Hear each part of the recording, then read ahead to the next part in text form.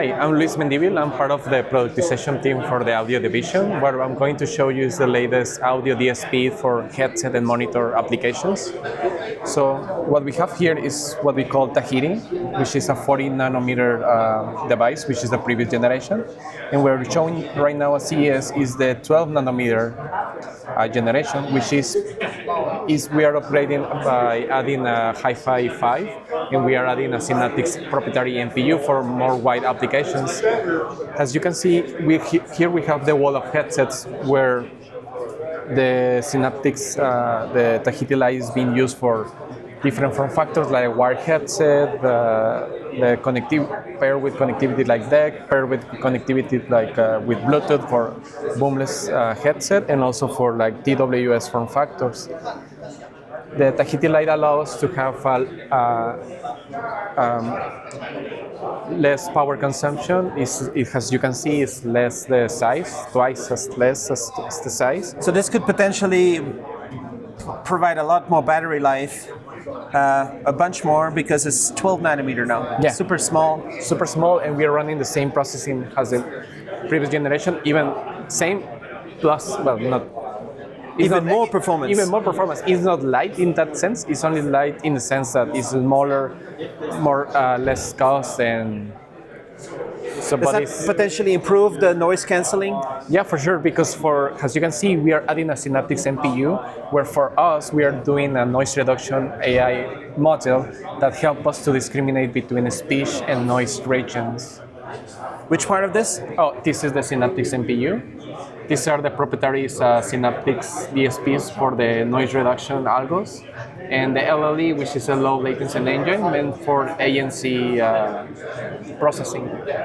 And you call it Premium Hybrid Adaptive ANC? ANC. We are passing the Microsoft Teams Premium V5 with a boomless solution, also with the boom and TWS. We are able to do 12 microphones for analog, 8 digital. So and before it was not that many?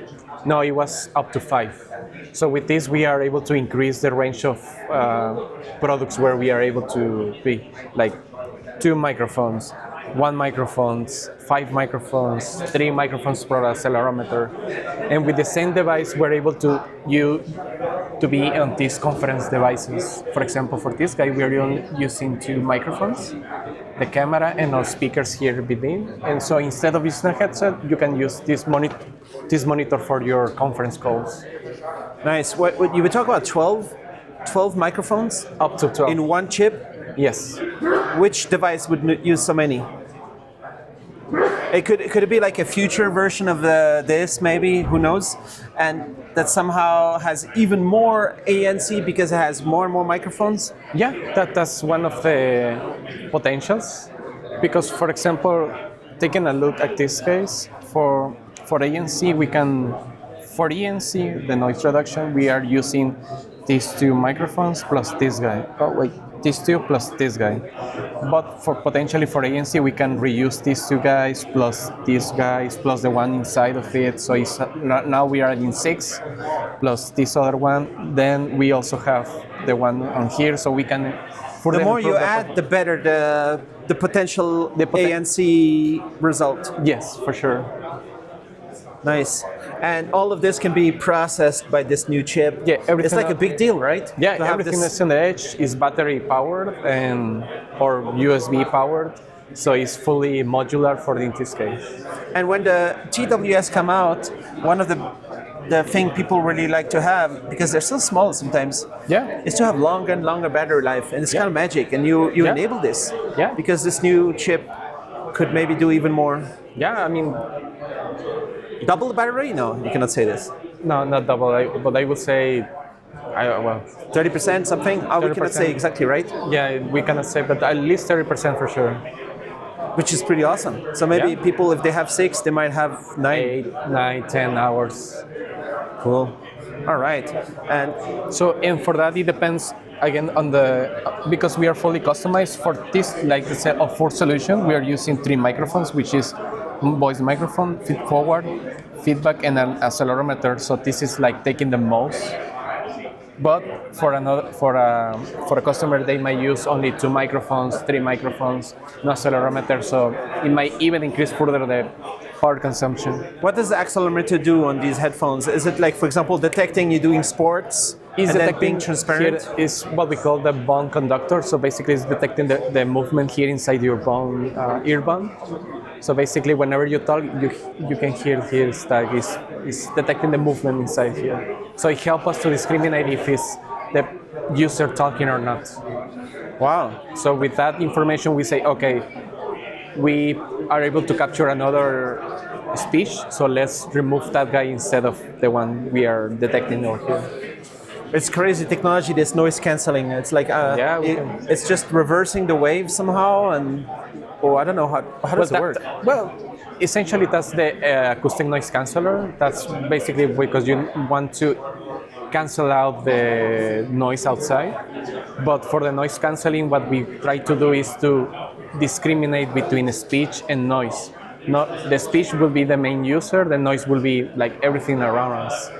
So with this, we are able to help discriminate better. Is there any chance, I mean, this is amazing technology that's real time kind of, right? It's so quick because you want to cancel the noise when it's happening, not later. Yeah.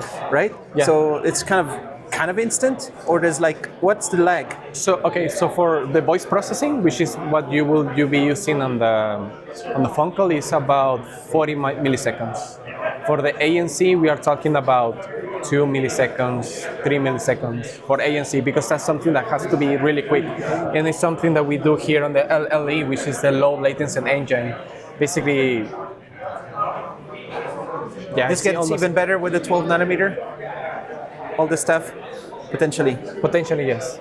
And is there AI you can do to make the ANC even better, or what does the AI can bring to the table? So for AI, so for the noise canceller, what we do is we have this model that function has a voice activity detector. That guy is able to discriminate, to basically give the probability of a speech or noise, and help us our traditional algos to further remove those noises.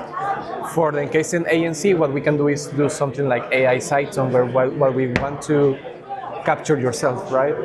And we can have a model that is going to help you to better preserve your voice. It needs to sound like a studio. Like every time you speak, it's just like you have a huge professional microphone, and it needs to sound so clear. Mm-hmm. And when you're listening, it's also doing some kind of magic.